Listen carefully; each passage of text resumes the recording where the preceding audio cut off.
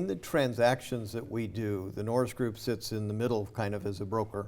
Yes. We have people that have money that want to get a monthly payment. We have people that want to borrow money that has, they have a project they need funded. What's interesting, usually a broker, and I'll just go back to my own thought as a broker in a real estate transaction, the thought is if I could just go around the broker and sell my house to that buyer, then I'd save all this money. And there's people that think that that's true in this world. If I could just loan my money directly to that borrower, wouldn't that be a smarter deal? Right. So let's address that. Sure. Let's say I've decided I'm gonna get involved in this trustee investment. Why not do that? Yeah, the numerous reasons. Probably just the checking of just the quality of, say, a trust deed or investment. I could lay out an investment, say 3 different investments, knowing which one was the best. And with things like loan to value, which we haven't talked about yet, but that's like what percentage of the house you're lending, things like that, one could appear better to somebody else. In other words, somebody would be looking at just, say, the wrong factors on their own. Right. So that's really the problem, because we've done at the Norris Group, I think we're in the 5,000s now. So that's like, say, 5,000 calls we've had, loans we've done, results we've seen, and each time you do one, you get better and better at it. So somebody that's brand new or even relatively experienced, they're going to have a hard time determining for themselves that is really as good of investment as they could maybe get with somebody that has more knowledge. They also are taking their time at that point too. I mean, that's a difficult thing. First of all, okay, how do you let everybody know you want to loan your stuff? Right. And then sure enough, you're going to get the phone call where that's not the property you want to loan on, but you're going to get an opportunity to do it. Right. On either side, that's a good point. There's a fee certainly that's paid because we are arranging everything. Right. But for somebody on either side to try to do it without the person in the center, they're going to save an amount of money, which maybe if you think, okay, for this one day while I'm going to pay this fee, I'm going to save $5,000. But you don't think about the fact that you've just given yourself a second job. Correct. Because really doing the business is a job to do it right. So yes. You're not going to be able to, say, look for deals if you're on the borrower side. You're not going to have the opportunity to be doing what you want to be doing, and that's finding properties, because you're trying to find money also.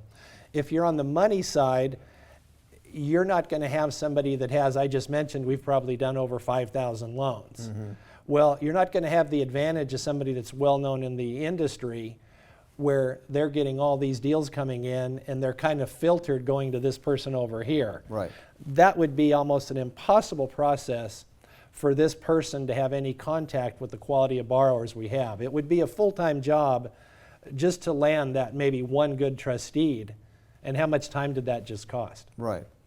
So, that's what we've spent years and years doing, becoming that deal magnet where we get calls constantly all day long. Yes. For saying, I have a situation, and then you're the filter that says that's not necessarily a situation we would say yes to. Right. Where that probably isn't what the answer is if you got that call directly. You'd want to make it work. Oh, absolutely. If you want to get your money working. Right.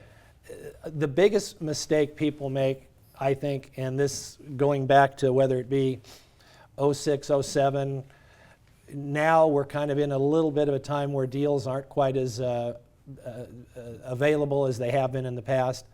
People are so anxious to, say, get their money working that they will lower their standards. Instead of maybe taking a little bit less of a return for the same product that you've been used to, or just taking a higher return just because you have to get that money working.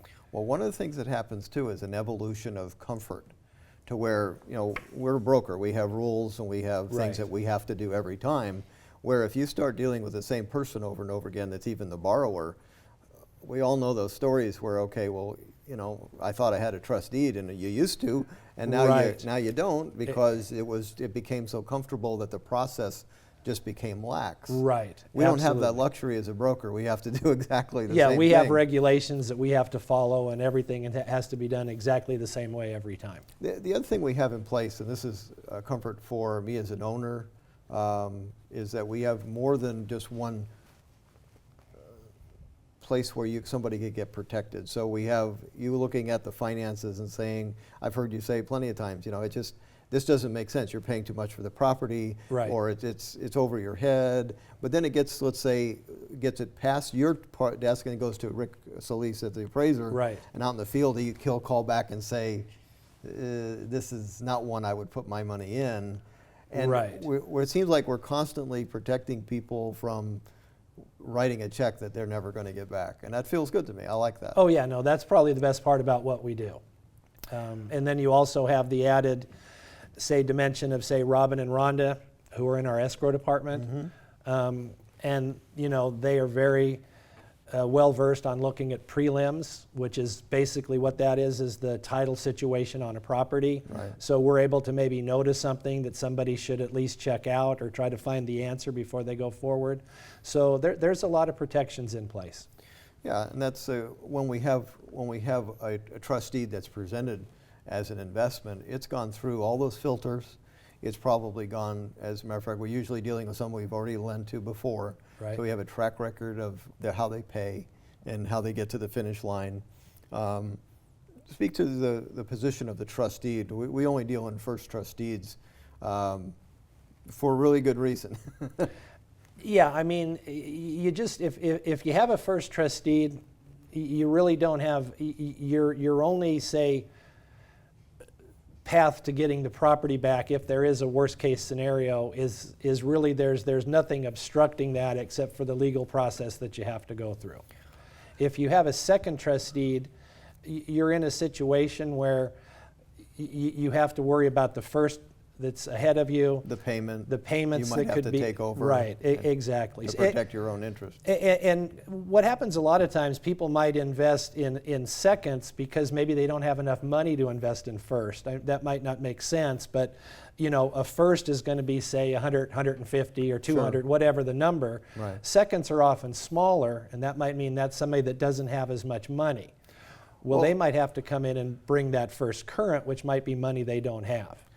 The other thing is chasing yield. So I've definitely known some very smart people that have $1 million of dormant money, and every trustee they have pays 18%, and it's a Right. second, and it's 20 grand here and 20 grand there, and they don't consider that, okay, you have $1 million of zero Right. that's in the mix, and you've got every trustee here that's dangerous. It's sort of like, Yeah. why don't you let somebody handle that knows what they're doing? Right. Yeah. I always compare yield with how much money do you want to make. Yield is just the interest rate on a note. Right. How much money do you want to make over the course of 12 months? Because a lot of times a smaller yield with a higher portion of your portfolio working Yes. equals more money at the end of the year. Yeah. And I think that is the purpose, even though it is, I know they enjoy telling everybody they're getting an 18% yield, but I would rather be the person advising somebody that makes more money. When somebody's investing in first trust deeds or trustees in general, they're worried about how am I going to get my money back? And so there's a few things. We talked about being an experienced broker, so there's a filter to protect people. But when you qualify people through the process, what are the things you look at an application that would discourage you to say, I just can't do the loan for you? Yeah, there's really one primary factor. We've learned over the years, if you're going to lend somebody a lot of money to do something like a business project, as we talked about earlier, you want to make sure they have enough of their own money. So our rule of thumb is somebody wants to borrow, say, $200,000. We have a rule where we want them to have at least 30% of that money, which is $60,000, that they have available to work on that project. Right. And we've learned over the years that is what is critical. We do look at credit, things of that nature. For major things, like if somebody's in bankruptcy, foreclosure, we're going to look at those, of course, and those can be factors, but having enough cash has really been the predominant factor. Whereas we get a lot of calls from people, unfortunately, that might have our 750 or 800 credit score, but only 10 grand in the bank. And we've learned from years over doing it, they're just $10,000 away from having a 550 credit score. And this is probably one of their first deals too. So that's the other thing. They're not experienced, They have absolutely. no experience, and Yes. they think it's going to all go easy and Right. get to the finish line. Yes. And it's kind of not how it works. No, very rarely. When we have a program for a rental, we're usually looking at the cash flow from the rental being larger than the payment. That's got to be one of the factors. Yeah, I'm that's sure. also an extra protection, absolutely. What happens if a borrower stops making payments? What ends up? Well, the happening? typical process is you're probably going to be at about maybe the 60-day mark, 30-day late. You're going to try to contact them. If they get to maybe 60 days late, the procedures that are in place are as follows. You're going to file what is called a notice of default, and that means they're in default of the payments. A lot of people are probably sure they're familiar with that term. And that takes about 90 days. And once that period's over, you go to what they call publication. Right. And that means you're going to publish a sale date. That's going to give them probably another 21 to 30 days before the property actually were to go to sale. And then at that point, the property would go to trustee sale. And one difference, just kind of going back to we compared owner to non-owner. When you're dealing with owner occupants, you can almost guarantee yourself that that isn't the end of the process. Correct. Because they're going to do everything they can do to stay in what is their home. Right. When you're dealing with the business person, a lot of times that is the end of it because it's just like a business situation for them. Right. So you're generally, it doesn't mean that it can't be drawn out, but it is less likely than somebody that's actually living in the home. Well, they can also just say, I can't solve the problem and even deed the property if it was, that type of thing. Or they could just deed the property to the lender. Absolutely. Okay. When you're dealing with a business person, that whole 4-month period that we probably described is more like a chance or an opportunity for a solution. Right. The other thing is we start at a LTV, a loan to value, say 70% or less. So you're 2 Yes. months behind and the process is 4 months. So you start adding up the figures. You're usually going to sale at something under 80% of value, including everything, interest arrears Right. and fees and stuff. And we buy at trustee sales and the going rate is 88%. Right. And so the odds of you getting the property back is very small because it goes through a filter of a bidding process that you can't artificially raise the bid. It just is what it is, and there's a Right. good chance it would solve itself and you'll get your interest and principal, you'll just get it a few months later. Right, absolutely. If you were interviewing potential brokers, Okay. what would be some of the things that you would ask and that you would be concerned about if you heard? Well, let's see. I probably. For instance, yeah, we have one yeah. trustee. Basically, you own it, and Yeah. Okay. Yeah. So, our model is we put one person in every trust deed. A lot of companies might put, 6 people into a $100,000 trust deed. I don't think that's necessarily your best way to go. or they pool. And that's really Yeah. the one part that I was Yes. just thinking about. The pool of money and the freedom that gives a broker, and how we've seen that not work out sometimes. Yeah, the pool, which I'll use my line because every time we do this, I'll talk about it. The pool situation is one of those things where you really don't ever know if it's actually working. You're just going to get payments, you're going to get payments. Maybe they're going to be a little less at times, a little more at times. But when a pool stops working, it stops working. And you don't know you have a problem until you do. And when you do have a problem, it's usually a very big one. Yes. Because now the money you've been receiving hasn't been interest earned sometimes, it's been new principal and put into the pool. Right. And now it just becomes a fiasco.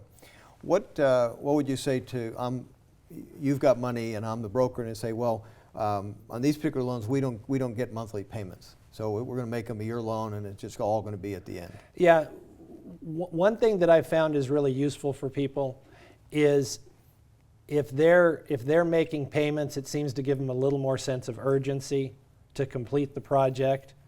If you give somebody the leeway not to make payments, what tends to be human nature is maybe they'll borrow 2 or 3 times as much as they should, Right. because the payment is the same.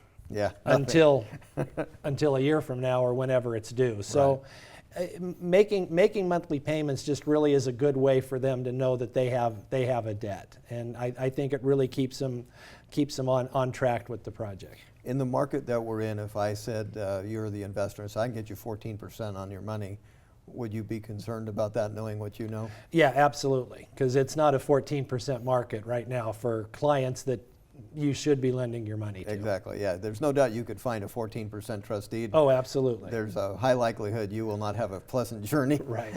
with that trust deed. How do we know the property's insured? That's another thing that, Sure, when fire you're- insurance? Yeah. Yeah, there's a few things, really there's kind of 3 things, I'll go over them just because there's really, 4 if you count the process we go through with the borrower. So not only are you protected by the process that we go through to identify who the best clients to lend to would be. Okay. You have the appraisal, and what that does is the appraisal kind of assures you that you have a particular value in the asset that you're lending on. Okay. So that would be the second protection. The third one is title insurance. Title insurance will ensure you that you're in first position on that property. So if a mistake is made anywhere in title, they would have to correct that mistake themselves. So when you're insured through title, you're in first position and they're guaranteeing it. Right. And then the last one would be fire insurance. And basically, you have fire insurance, and part of our process is, we have yearly checks. So we're always monitoring the status of fire insurance to make sure that the properties are all current. And we also take a look at the type of fire insurance policy it is, right? Because Yes. most of the time we're dealing with vacant properties, and people do try to sneak in a rental policy or 2 there because it saves them money until it doesn't. Yeah, exactly, and that's one thing we insist on. If it's going to be, say, a buy and flip, as we discussed earlier, we always insist that it's a vacant policy. And what that means is, say, State Farm won't insure a vacant house. Right. So we know if we get a State Farm policy from somebody, we just go back to them and say, this isn't going to work, we need a vacant policy. Exactly.